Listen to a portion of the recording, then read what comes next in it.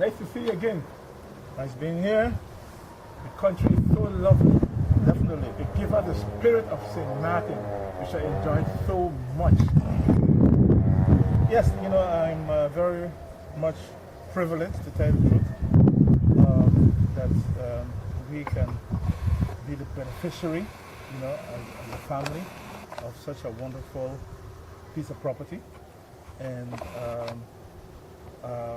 it makes us also realize even more why we should fight for our country and why we should fight for our heritage. Because the only reason that we are sitting here today, on my family's estate here on the front side, is because of the fact that my family, together with many other St.Martin families back then, although they were economically not strong, they realized that they had to make sacrifices for the generation to come. And as such, we are here on this wonderful piece of estate, enjoying it and realizing every day how grateful we should be to our parents and our ancestors for having provided for us.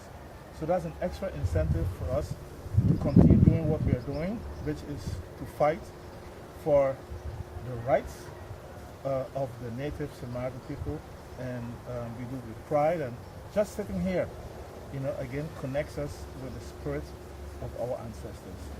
So it's my privilege again, once more, to welcome you here on the family's real estate, and I'm available to answer any question that you might have, as a follow-up to the interview that I had with you, I think it was 2 weeks ago. So feel free to ask any questions you might have, because Miguel, I've reached an age that time is not exactly on my side, and as such, even more than I have always been before, I have no time for nonsense.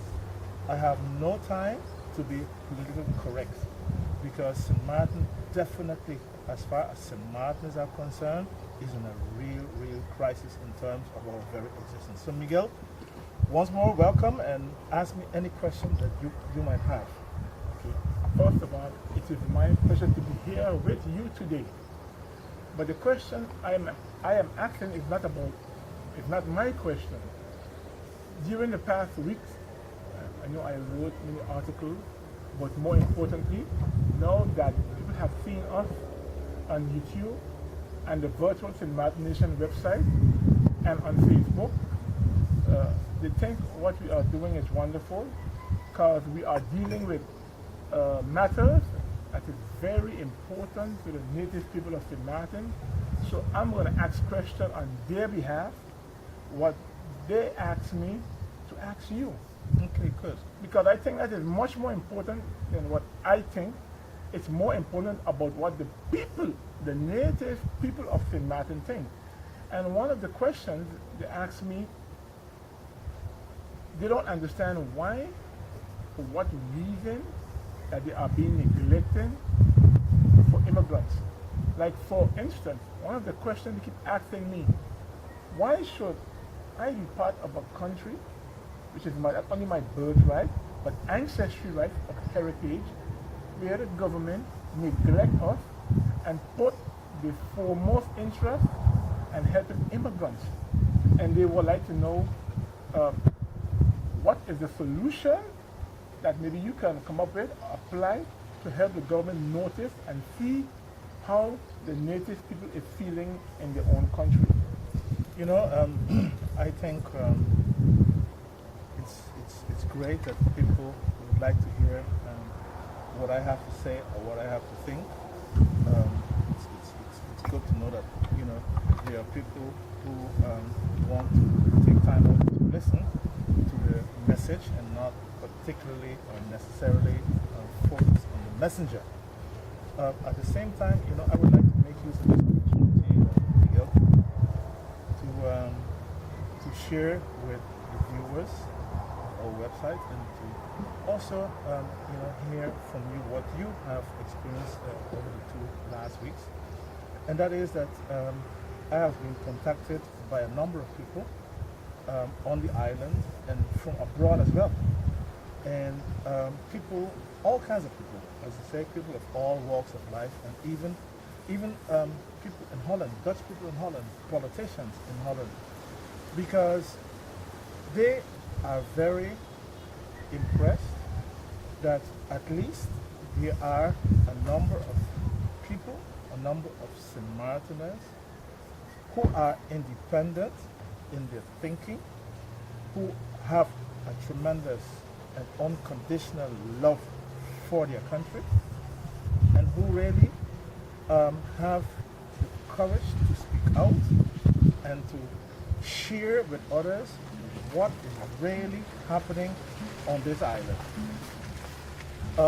And in that sense, I think we play a very important role, because many people, and I don't know what your experience is, because many people have told us, we want to hear you all discuss really the tough issues, because obviously politicians are part of the problem, because politicians do not discuss the problems. Politicians are very politically correct, and in so doing they maintain the problems not only for St. Martiners but for people who realize, people who are immigrants, naturalized people who also care for St. Martin, who realize that if politicians do not stand up and make sure that the St. Martiners come first, that charity starts home for St. Martiners as well, that they as well are going to have problems. So I don't know if you can, because I would like for this, function to be not only an interview with Leopold, but for us to have a discussion. For me, this is a discussion, Okay. and I'm going to tell you how I feel, and from what people have been stating at the present situation. What I am trying to understand is, why do we as Martin people tolerate and sit back, noticing our very existence as a native people coming to extinct, and why we are not taking a much stronger stand and defending our rights as the people who should come forth in our native land. But let me go a little more in depth. But let me define to you how I feel. We have countries now, even on the paperwork, come as a country. Why would we want to be a country and then the people of that country, especially the native people, is neglected, don't have nobody to represent them? Did we become a country to be neglected, or to make sure we foster our rights to exist as a people in the world? And from our elected leaders, they always seems to be so very careful and afraid to defend the native St. Martin people, because they always seeing everything as votes and number. They don't see things as right and wrong and come forth in a country. But the solution to the problem is that our native St. Martin people have to start taking a stand and letting the voice be heard. Because it's also your personal responsibility as a native of your country to get involved in the process. You see, if you love your country, you have to make it your business that your voice be heard. You cannot sit back and expect government to do it, because government is the problem. And I would like to suggest, Miguel, to be really going into the issues now, Okay. core issues, and I think we should do that in a proper setting.